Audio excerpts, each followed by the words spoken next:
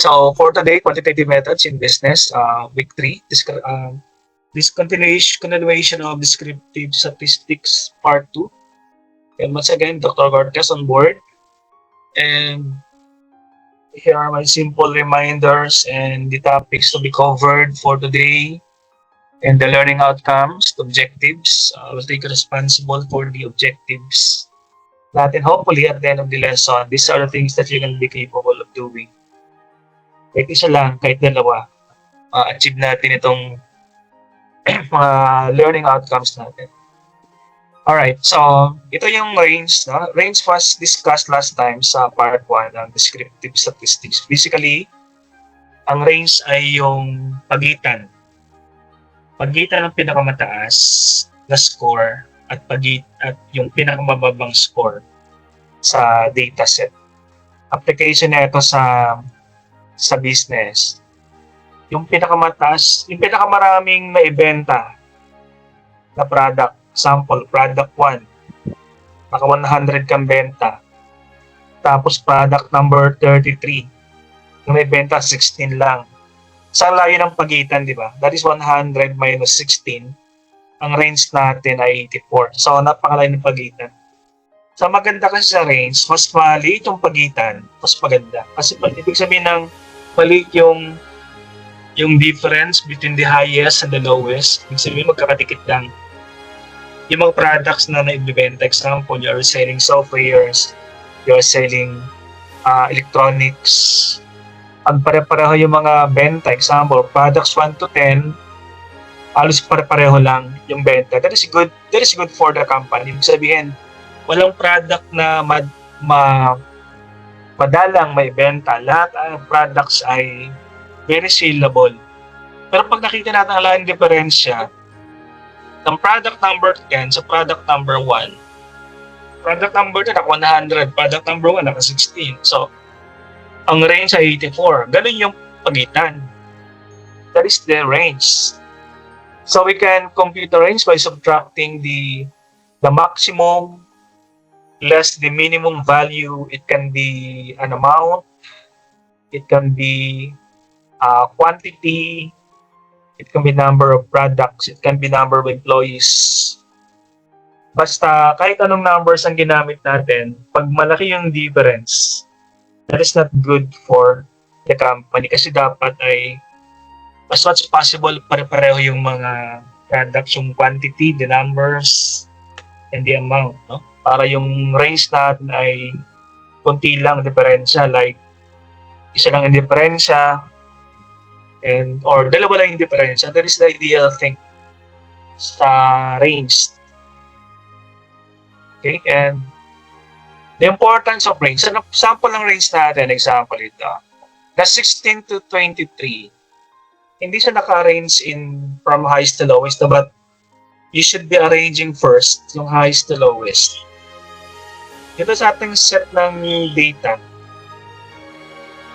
Ang pinakamataas ay 28 and 16. So, pwede isang edad. Example, pag sinabi natin edad ng mga empleyado ninyo sa isang company, 28 ang pinakamatanda, tapos 16 ang pinakabata. So, the range is 12.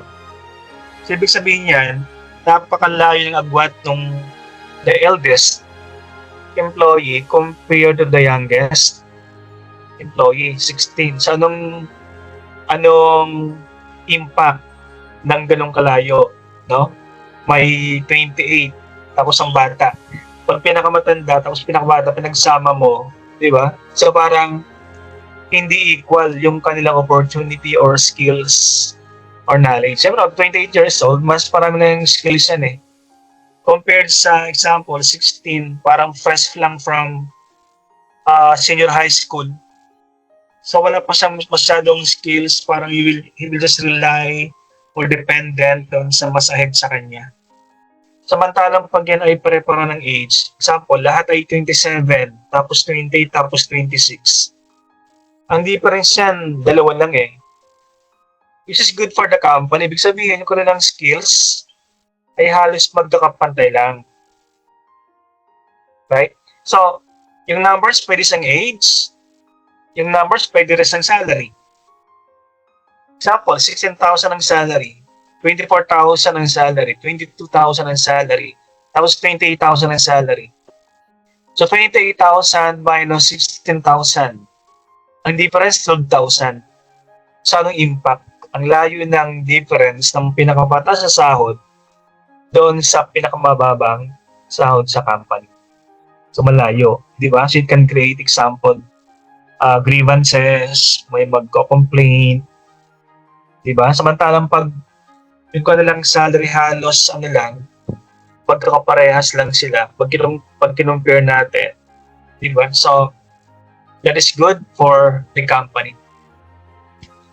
That is the range, no, na ginagamit natin sa business. Ito naman yung variance. Variance simply means yung pwede siyang lampas, pwede siyang kulang. Example, nag-budget ka, di ba, sabi ng boss mo, sige, magbenta ka ng mga products natin. Dapat isang araw, makabenta ka ng 20. Pwede siyang 20 gadgets. Okay? Tapos ang ibenta mo, 15. So, ang budget, ang target mo, 20, tapos ang actual 15. So, ang variance ay 5. Yan ang kulang. So, ang variance ay unfavorable. Unfavorable kasi pag mas maliit yung actual kaysa dun sa target, unfavorable yan. Unfavorable variance. Pero pag target mo ay 20, tapos nakabenta ka ng 23, ang variance tatlo din.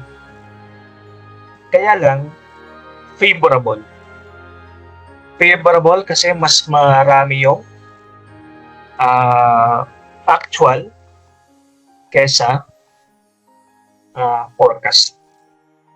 So, favorable and not favorable variance. So, why are we studying? Para malaman natin yung gaano kalayo, gaano kalayo yung variance doon sa forecast. Pag masyadong malayo example yung variance, ang target mo example 50. 50 na mabibentang products. Ang naibenta mo 30. So, ang variance 20. Masyadong malayo. Kasi ang variance natin, pwedeng lumampas, pwedeng kulang. Kasi hindi lang flying eksakto. Pero dapat ng variance natin, huwag masyadong malayo.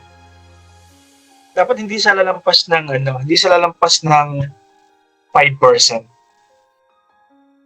Pwede siyang over or under, pero hanggang 5% lang yung total. Example, ang forecast mo ay 100 units to be sold. Tapos kulang ka ng ang ibenta mo 95 lang. So, ang kulang 5. Yung 5 is okay lang kasi 5 is only 5% ng 100. So, tolerable, pag 95. Ang pangit, nag-forecast ka ng 100, tapos ang naibenta mo ay 85. Lampas na yun sa 5% na tolerable na limit. So, dapat 5%. 5%, 4% lang, 3% to 1%. Yun ang mga acceptable na mga margin of errors natin. Okay, so, hindi natin gamit ng variance, important yan to make sure yung performance ng isang employee, ng isang department, ng isang company. So we measure the performance based sa variance. Kung masyadong malaki ang lampas, 10% ng lampas, so ang kanilang performance hindi masyadong maganda. Or, kulang. Kumulang man yan, pero ang kulang 2% lang naman. So at least the performance of the company, of the department is good. Kasi tolerable naman yung kanilang variance. Although that is unfavorable, maliit pa rin yung lampas. Example na ito, calculation variance. Budget versus actual. So example, meron kang may empleyado, You have 19 employees. May ibang pangalan. Employee number 6, 18, 5, 3. So pag plinating mo sa plinating mo sa graph, tapos yung straight line sa gitna, no? Itong straight line. Example, 70% yung passing. Para to sa mga empleyado ninyo na you are evaluating their performance. Ang performance na pasado ay 70%. Pasado 'yan sa evaluation. Then if you're going to plot yung mga empleyado, yung mga naka-red, yan yung mga bagsak. Kasi 56% sila, 45, 40, 32%. Tumatay mo naka-green, lampas sila ng 70% or sila ay pasado. Kasi naka 79% sila, naka 86, 92, 95, 97. So, pwede magamit ang variance analysis in evaluating the performance ng iyong mga empleyado by showing, pakita mo lang to sa kanila, kita niyo isang tingin, di ba? Kita mo yung performance nila kung below 70%. O pwede na magamit to, example, sa mga employees niyo na binibigyan niyo ng mga allowance. Din sabi sa kanila, dapat yung ipirin yung allowance. Tapos ang sobra, ibabalik sa amin. Yung kanilang allowance ay 1,000 pesos. Tapos, ilang percent ng 1,000, yung kanilang nagamit lang. Yung kanilang mga sobra. Example, employee number 13, yung kanyang sobra, 79%. So, pasado. Mataling isa, example, employee number 6, ang kanyang sobra, napakaliit, 27% lang. Kanyang actual. Ibig sabihin kanyang actual budget ay kanyang actual expense ay mas malaki ang kanyang nagastos. Kasi ang natira ay nila, 27% lang ang natira. So you can measure the performance of employees based sa actual and the budget, no? So depende kung anong i-measure mo sa kanila. Yung naibenta ba nila? Or yung kanilang mga nagastos? So by plotting them here, so madali. Basta pag sumasamahin yung mga negative, tapos mga positive. So tulad nito. So pwede siyang gamitin kahit anong amount, no? As long as meron kang benchmark na example dito, that is 60%, no? Yung kanyang pinaka-benchmark. So lahat ng below 60 ay unfavorable or negative variance. Lahat naman ng above 60 ay favorable or positive yung kanyang variance. So that is how we use variance analysis sa business. Okay, and ito gamit niya sa variance analysis sa example sa research and experiment, yung reliability ng result. Pag masyadong yung result ay meron kang in-expect na result, di ba? Tapos ang result ay masyadong malayo yung pagitan or yung variance sa negative or positive. Sa finance naman investment, pwede mo magamitin yung variance, example sa return or risk ng isang investment. Yung bang you're expecting 10% income sa iyong investment ng iyong company, tapos ang nangyari hindi 10% 9% lang yung naging income or kinita mo sa isang investment. So 10% compared to 9.5, parang okay lang, kasi 5% namang diferensya, so okay lang. Pero pag meron ka investment tapos nag-income ka, you're expecting an income na dapat 30% ng income. Tapos ang actual na return sa investment ay 17% lang eh. So 30% compared to 17%, masyadong malayo yung kanyang variance. So what is your assessment doon sa investment? Eh, parang next time, hindi mo na sa ulitin. Kasi tumubo ka nga, kaya lang, napakalayo sa target. So number one, if you are going to analyze the variance, at meron muna kang benchmark, no, or target. It can be number of amounts or quantity or percentage. Patulad sa factory, no? Siyempre maraming defects sa factory na pwedeng mangyari. Pero meron silang benchmark or meron silang variance na tolerable.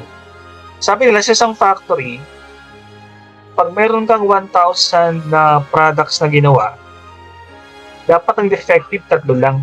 Ang layo eh, no? 1,000 peraso ng product, ang defective dapat 3,000 lang. At dapat 3 peraso lang. 3 out of 1 million. Dapat 3 lang yung defective. Ang tindi, no? Ang tindi ka ng quality control. Kaya pag nagkaroon ka pa ng defects na 10, lampas-lampas na siya doon sa standard na 3 lang. Isang variance, ito. So, napakalayo. No? So, ganun natin ginagamit yung variance sa business, no? As evaluation tools. Ito yung standard deviation na ginagamit natin. So, by the way, yung word na deviation, iba siya sa variance. No? Ang variance kasi yung difference ng forecast tapos actual. Ang deviation naman ay this one is a different concept. No? Ang deviation, yan yung layo. Yan yung layo mo sa average.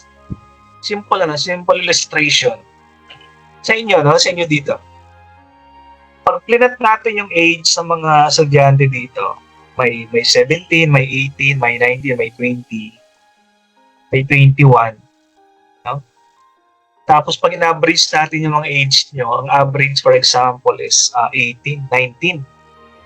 Average age 19. Okay. Tapos may isang estudyante na yung kanyang edad ay 30. So 30 years old compared sa average age na 19. Napakalayo nung deviate, parang pagkakaiba, deviation. Napakalayo. 30 versus 19. Kapag in-apply natin sa business ng deviation,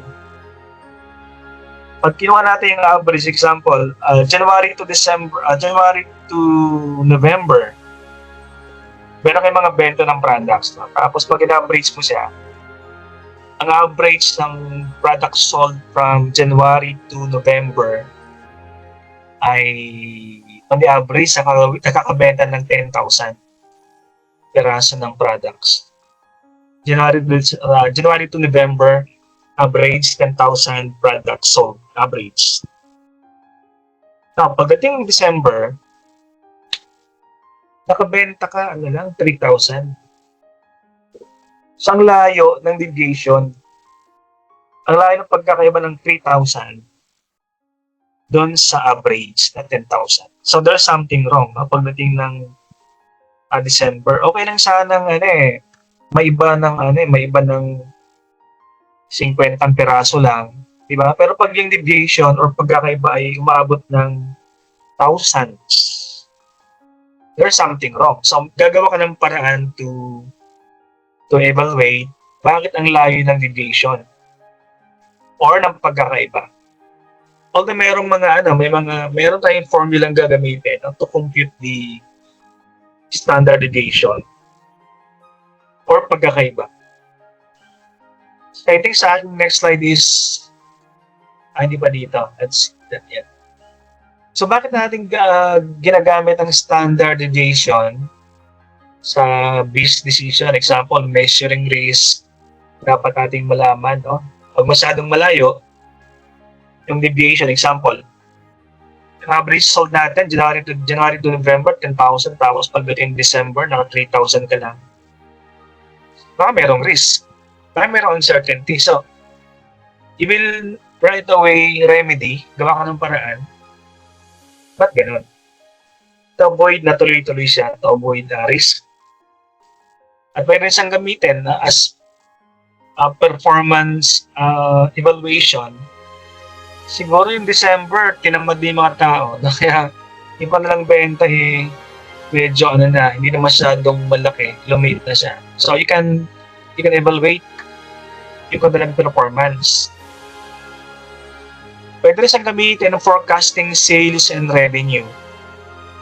Kaya pwede mong isipin na, pag December pala, assuming na okay naman, magandang performance, ang katulong talagang pag December ay may mga products talagang mahina yung benta. Kaya pagdating sa December, you can forecast, okay, pag December pala, ganito. Pero talagang pagkakaiba pagdating December. So you can forecast kung ilang pirasong bumibenta. Based on sa result or sa division. Ay, ito pa, nagkakaiba pala ng kalahati na iba eh. Kalahati na babawas pagdating December. Kasi from 10,000 average, pag December, madalas lang 5,000 lang. So, merong kalahati na nawawala pagdating December. So, based on that, you can forecast yung sales niya or revenue pagdating ng December. Can also use that revenue to forecast expenses.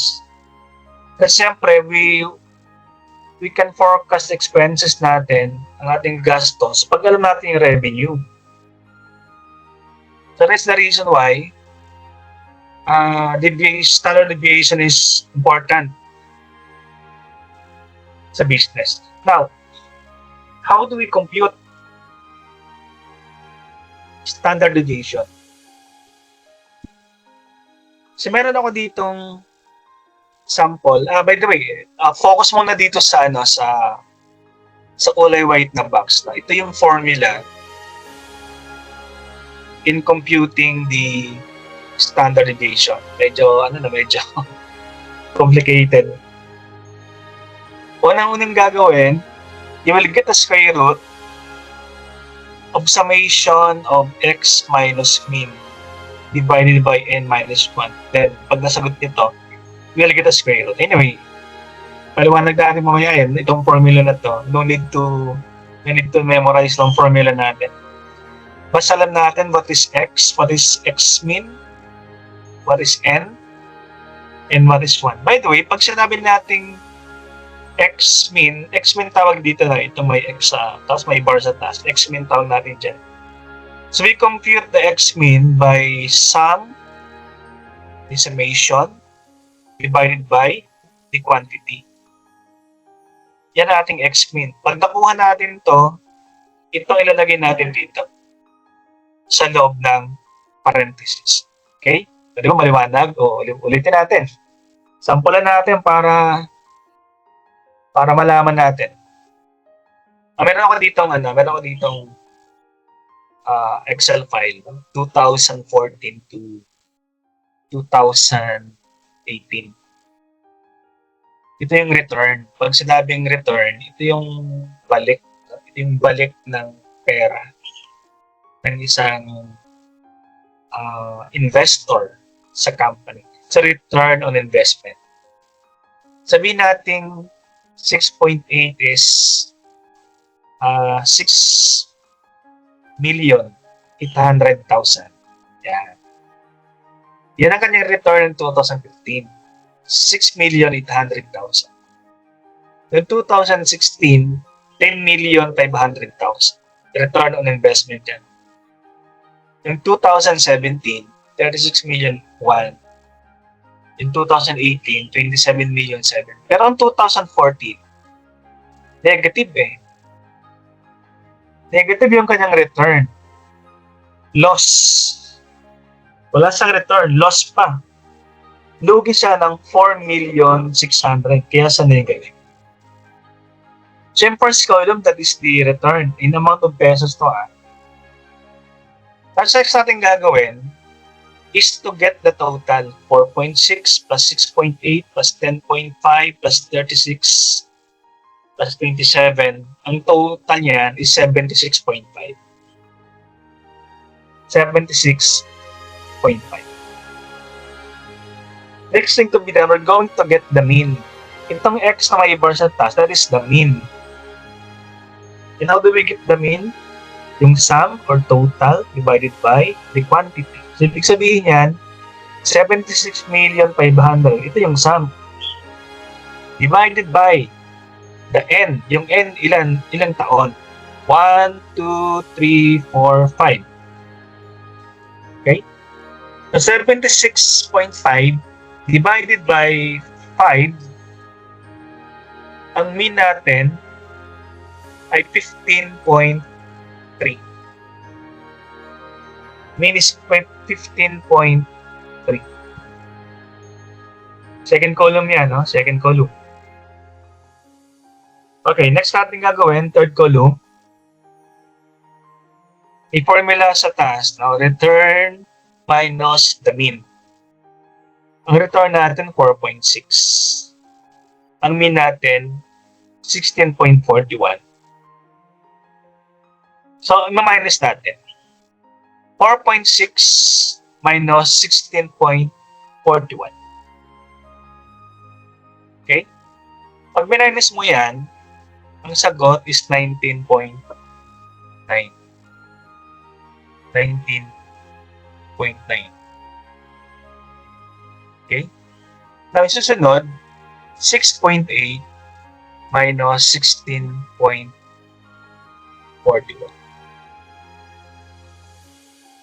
Ang sagot is negative. Negative 8.5. Yung sunod, 10.5 minus 16.41. Ang sagot, negative 4.8. In 2017, 36.1 minus 16.41. Sagot, positive 20.8. 2018, 27.7 minus 16.41. Mas mataas yung 27. Kaya sagot natin, positive 12.4. So, 5 lang yan. 5 lang siya. No? Yung total, hindi na natin kinuha yung difference. So, pag meron ka ng column number 3, once again, ang column number 3 is return minus mean. Ito, return minus mean na 15.3. So, pag nakuha mo na yan, itong letter B column, next natin gagawin, ay square natin itong 19.9. Pag sinabing square, i-multiply 19.9 by itself. So it means 19.9 multiplied by 19.9. Okay, so multiply nyo, 19.9 minus, multiply by 19.9, ang sagot mo ay 396.01.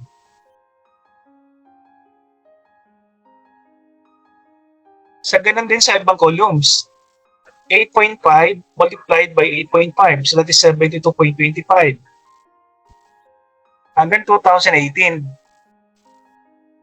12.4 multiplied by 12.4, you have 153.76. Tapos pag ginagmulat yan, guys, 396 plus 72 plus 23 plus 432 plus 153. Ang total natin is 1,077.7. Ito yung sum. Ito yung nandito, summation of x minus x squared. So, 1,077.7. Ito yung ating numerator. Lalagyan natin din numerator. 17.7. Okay? Tapos ang kanyang denominator, ito rin, n minus 1. Ilan ba yung n natin? Di ba 5? 1, 2, 3, 4, 5. Okay? So 5. So n minus 1, so therefore it means 5 minus 1. So nakalagay dito 5 minus 1. So pag dinivide mo yung 1,077 divided by 4. Bakit 4? Kasi 5 minus 1 eh. 1077.7 divided by 4. Nakuha nyo? Pag meron ka ng sagot, pag meron ka ng quotient, sige, divide natin. 1077 divided by 4. Ang sagot ay 269.25. 269.25. Saka natin kukunin yung kanyang square root. 269.25. Kung na square root, ang square root ay 16.41. Kasi yung ating standard deviation is 16.41.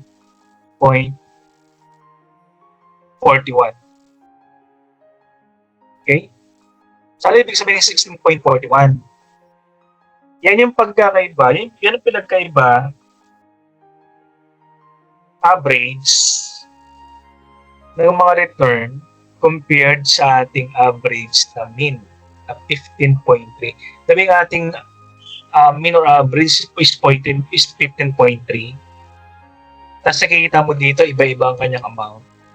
So, ano yung kanyang deviation? Ano yung pinaka-average na deviation na pinagkaiba ng 5 doon sa mean na 15.3 million na return? Ang deviation o pinagkaiba ay 16.41. Yan ibig sabihin ng division.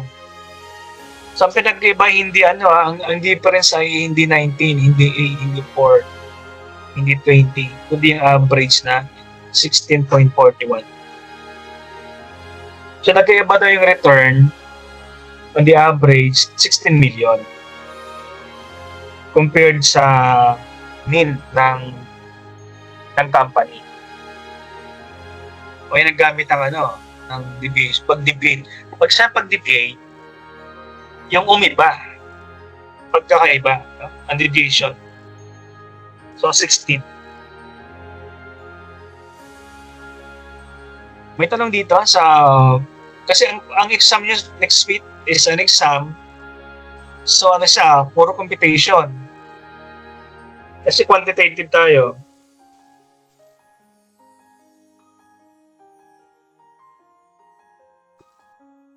Quantitative methods. Sakit pala sa ulo yan, sir. Saan dito? Sakit sa ulo. Ito na quartiles and percentiles in business. O para mahala ang quartile. Di ba ang quartile, 4? Pag silang quartile, hinahati natin. Hinahati natin yung data sa 4. Kasi for example, napakarami mong data. Napakarami mong benta sa loob ng isang araw. Tapos paano pag hinati mo sa 4? Isang pinagsunod-sunod mga benta. Tapos sali mo sa 4. So 1/4, 1/4, 1/4, 1/4. That is the idea about quartiles. Quartile divide data into 4 equal parts, providing insights into distribution. Hinahati natin sa 4 yung mga data natin. So to understand, sample, ito yung ating data, finding the quartiles. Data to example ng sabihin natin mga dami ng products na naibibenta. Meron ditong ilang data to, 1, 3, example. Okay. So, product 1, 1, 2, 3, 4, 5, 6, 7, 8, 9, 10, 11. Yan, 11. Pero kung 11 data. Sabihin natin yung mga data na to, 11 piraso siya. Sabihin natin ito dami ng product na naibibenta. Example, sa isang araw, meron ka 11 hours na open yung iyong company for base ng 11 hours. sa loob ng isang araw. 11 oras. No? 11 oras. Hindi natin ano yan. 8 ano yan. 8 to 7. Yan. 8 o'clock ng umaga ang 7 o'clock ng gabi. That is 7. 7 hours. Di bawat oras, may nagbebenta. Diba? So first thing to be done, ang gawin mo dito, no? Ayusin mo from lowest to highest yung data. Highest to highest yung data. Okay? So may oras na ang naibibenta ng iyong store isa lang. May oras na nagbibenta 3. May oras na nakabenta 10. Sa 11 hours yan eh. No? 11 siya. So, inayos muna natin into sequence lowest to highest. Yung lahat ng mga nagbibenta bawat oras. So, 11 lahat yan. That is step number 1. List the data points in numerical order from lowest to highest. The next step, we identify the median. If you can recall sa ating last topic last time, yung median ay yung pagitan, yung pinakagitna. Ang median. So, ang median dito, pag natin nagawa, 11 sila, no? Yung pang-anim, that is the median. So, ang pinakagitna ay 6. That is step number 2. Meron pa ng hati, di ba? So, dalawa na yan. Step number 3, find the middle data point, which is the left half. Itong left half natin, may kaliwa, may kanan, no? Itong nandito, that is the left side of the data set. Itong nandito naman, that is the right side of the data set. Sabi na step number 3, kunin yung gitna ng left half. Left half. Anong gitna ng left half? 5. And you get the middle point ng right half. So that is 7. Kung titignan niyo, meron na siyang 4 na hati. 1, quartile 1. Quartile 1, quartile 2, quartile 3, and quartile 4. So yung data set, nahati na natin sa 4. So pag sinabi natin meron ka ng hati, lagyan mo ng label. Kasi ang ating step number 4, label the first quartile as Q1. This one is Q2, the median. And you have the Q3 and you have the Q4. So meron ka 4 na quartile. So anong gamit ng quartile sa business? So nahati mo sa 4. Parang madali kang i-distributed the data into 4 parts. So parang madali mag-decide per quartile. Kasi mag-decide ka ng buo. No, hatiin mo. So quartile 1, ganito. Quartile 1 example. Nakabenta ng 1, tapos 3, tapos 5. Okay, so masyadong malayo yung quartile 1 sa quartile number 4. Quartile number 4 kasi, ang pinakamababa, 7. Sa quartile 1, pinakamababa, 1. So, ang laki ng difference. Napakalayo. Then, the usage of that is for decision making, 4. Mas madaling mag-decide pag nakahati lang sa 4 yung mga data. Example, sabi ng boss mo, sige, mag-decide ka mag-strategize ka para sa quartile 1. Tapos quartile 2 naman yung isa. So,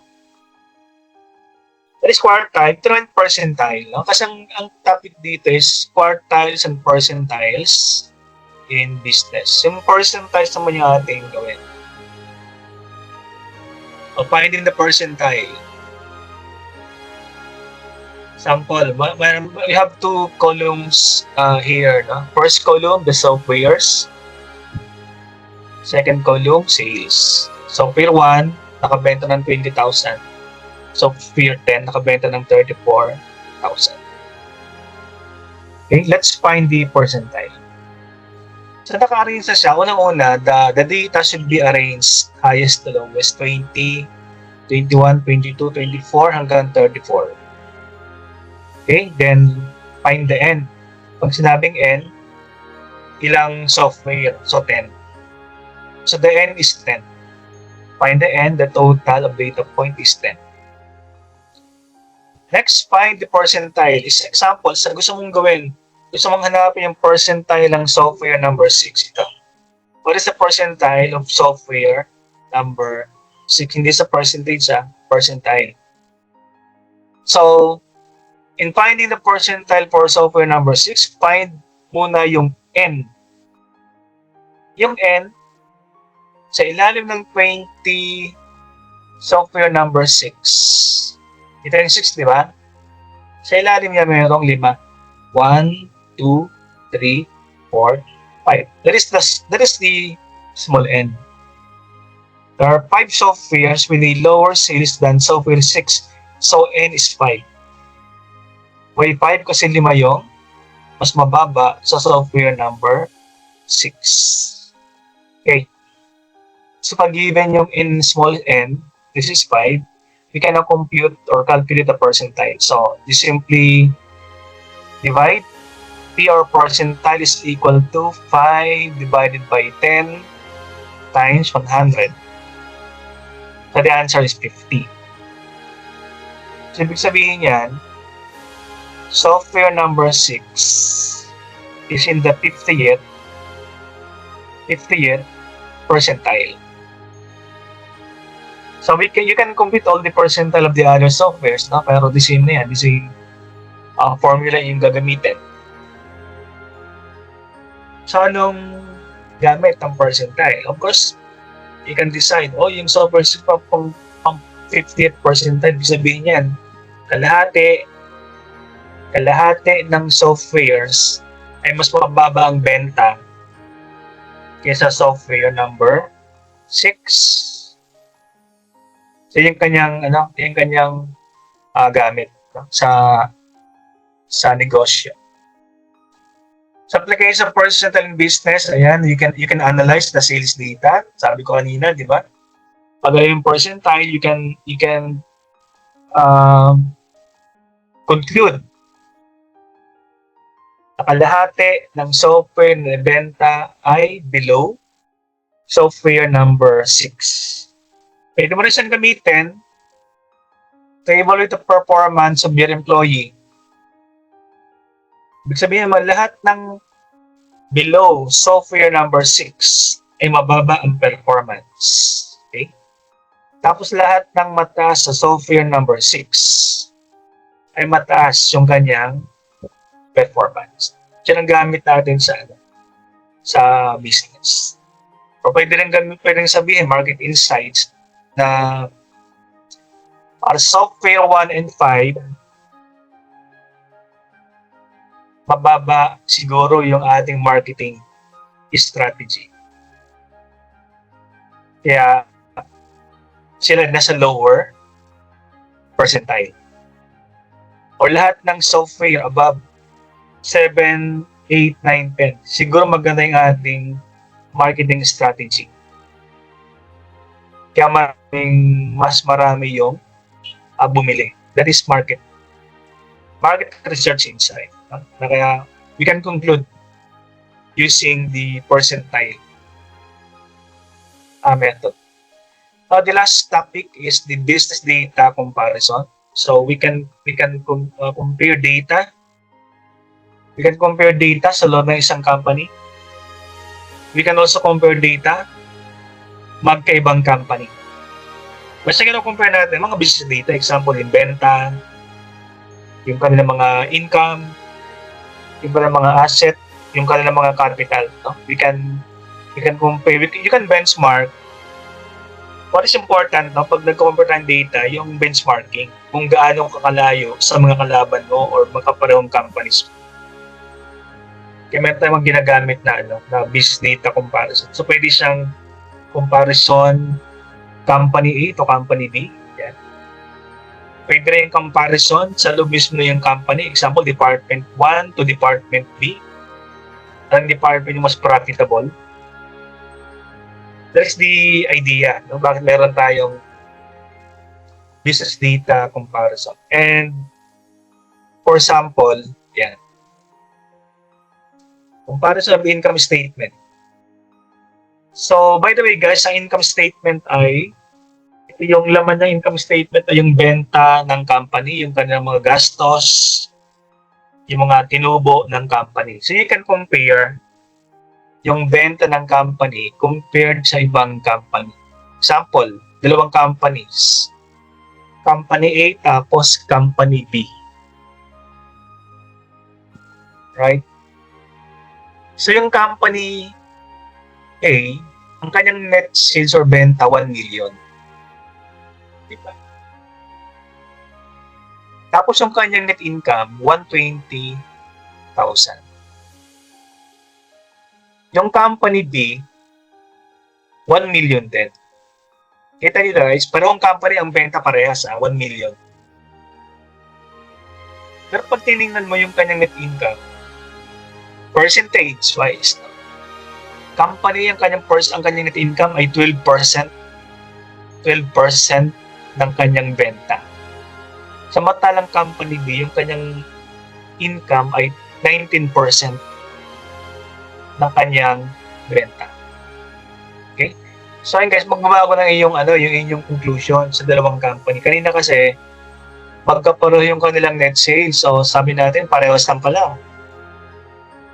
Pero pagdating sa net income, nagkatalo na.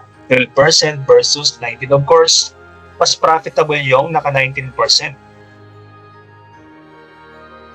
Right? So that is how we compare yung mga data ng mga companies. We compared yung kanilang percentage, hindi yung kanilang mga amount. So pwede mag-compare ka Department 1, Department 2 ng sariling company, di ba? Para malaman aling department ng mas malaking bonus.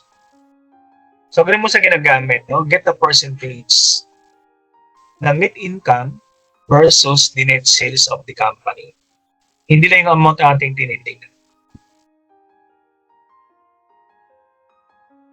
Okay, so I know this one is the last slide.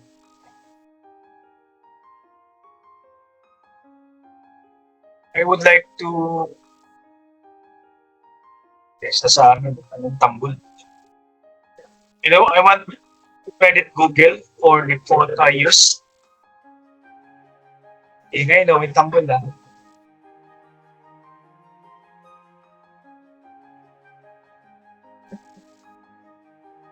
And with that, guys, I'm going to end the meeting, the session.